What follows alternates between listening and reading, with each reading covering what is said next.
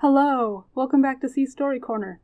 Today I'm back to review My Youth Romantic Comedy As Wrong As I Expected, Book 3.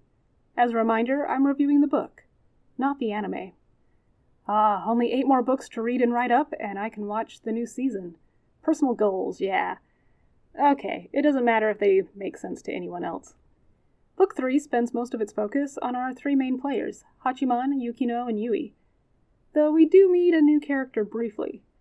The events of this book were a little less starkly separated as compared to the first 2, but pretty much all center on the awkwardness between Hachiman and Yui that came from Hachiman's point-blank rejection of Yui's guilt and obligatory kindness toward him. It can easily be summed up in this quote: "A loner, by nature, burdens no one with their existence. By avoiding entanglements with others, they cause no harm. We are extremely ecologically friendly, clean, and environmentally aware creatures." The only thing Hachiman fails to consider at this point is that by interacting with others, either by force or of his own free will, entanglements can occur.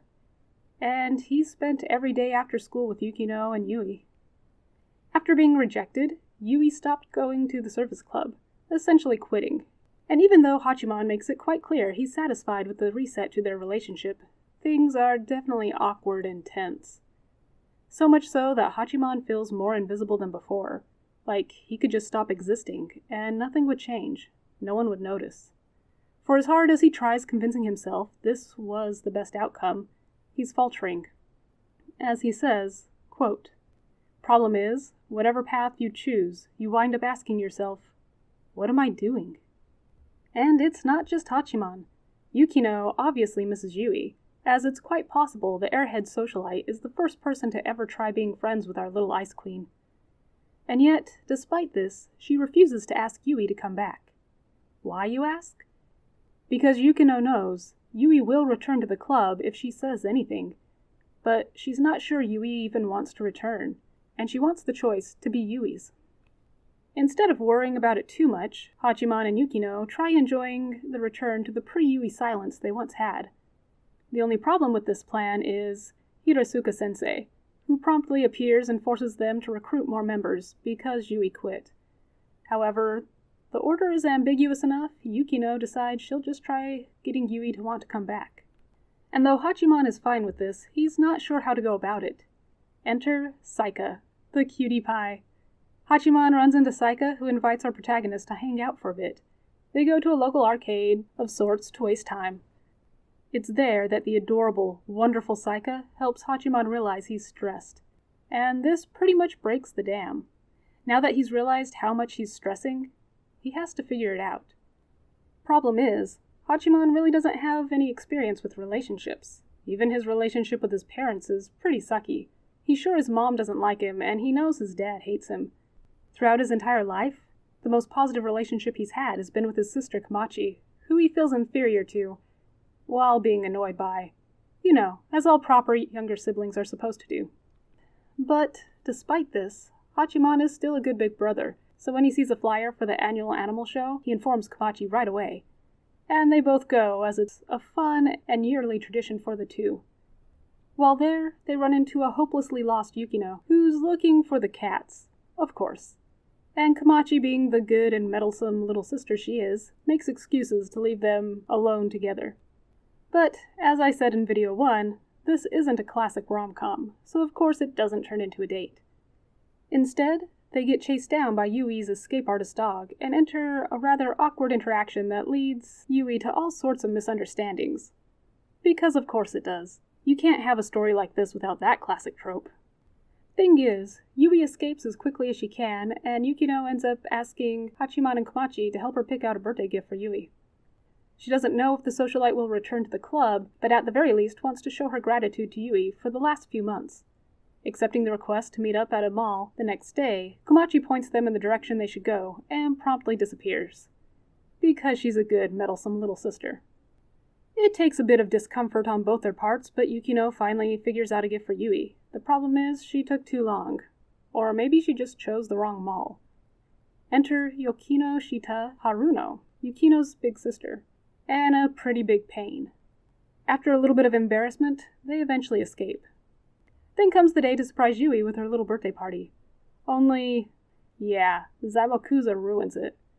He had a beef with some hardcore gamers, and despite being in the wrong, he unwittingly goads Yukino into accepting his request to make the gamers apologize, I think. There might have been a cultural thing my brain glitched on, or my broken brain might just have tilted or blue-screened. Either way, that's what the stakes come down to. It's because of this event that Yui realizes how mistaken her assumptions were, which allows for a level of peace to return to the service club, and Yui to return as a full-fledged member. Well, after a bit of back and forth between the three of them. For Book 3, just as the events were more intermingled, the theme was a little more nebulous as well. But I think I teased out the two big ones.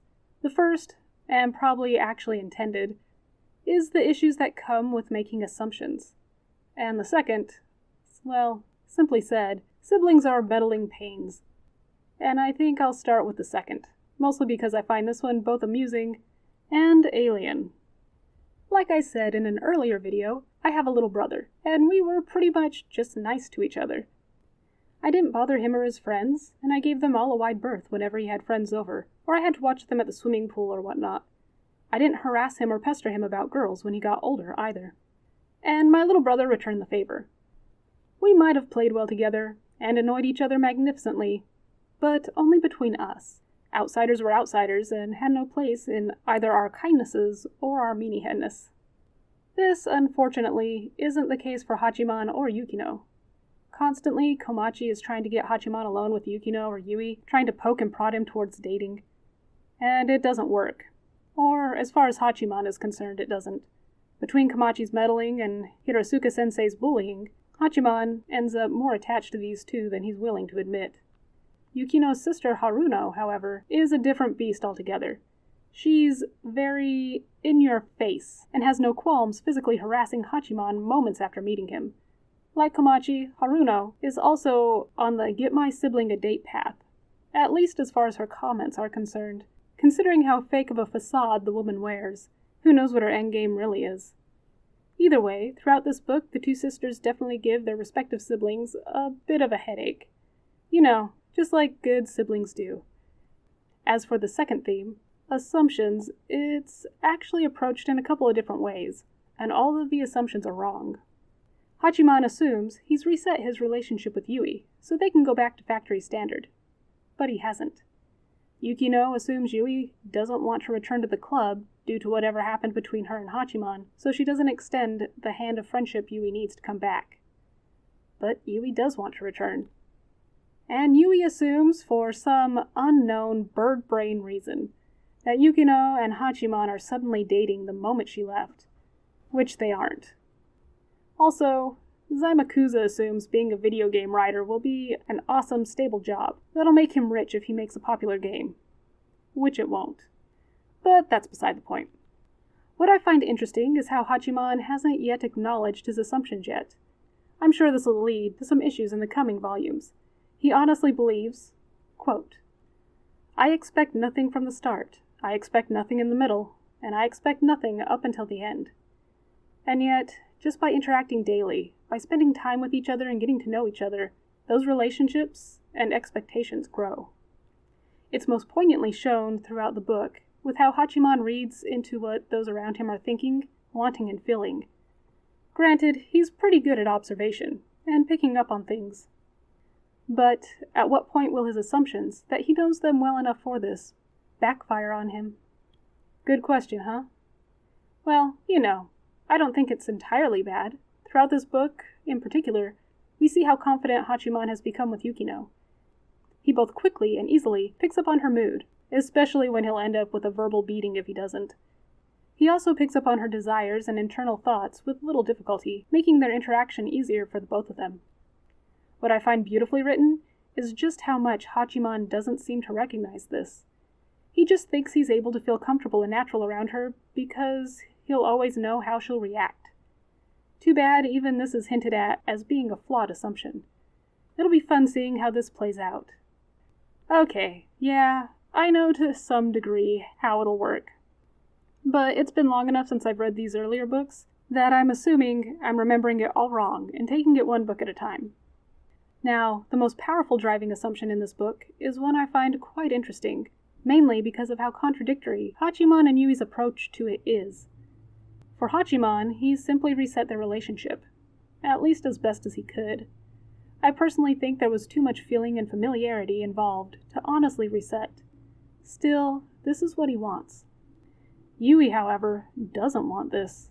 She doesn't want to give up the last few months like they never happened. And this is fair. All three of them have grown a good bit from where they were before meeting, and it's arguable that none of them will honestly be happy if all of that is erased. Besides, with how much of a socialite Yui is, I doubt the idea of losing any sort of relationship is a pleasant one. Though I'm more on Hachiman's side. If I found out someone who'd never give me the time of day and would just as happily trip me in the mud as act that I don't exist, had spent months with me only after I got hurt saving their family member, and yes, pets are family, I'd have preferred they didn't. Instead, show your gratitude by not going out of your way to be a jerk to me, and that'll be thanks enough. The whole situation is bitterly unpleasant, which is why I find Yukino's solution well said. Quote, "If it's over, then you should just make a new start." The two are able to accept this, though I can't say their relationship is reset. At best, it's been given a little bit of polish. Maybe from this point, they'll get to know each other well enough they don't have to make assumptions. Too bad by doing this, Hachiman is betraying a number of principles he's held to forever. Though, not necessarily for the worst.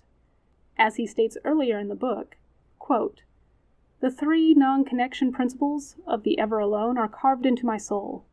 The ever alone shall never possess hope, nor manufacture weaknesses in the heart, nor shall he permit the introduction of anything that sounds too good into the ever alone territory." Despite saying this halfway through the book, we see him betray all three of these by the end. I wonder how Hachiman will cope with the dissonance that has now entered both his life and his soul.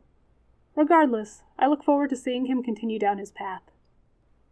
Until the next video, thank you very much for your time. Stay safe and healthy, everyone.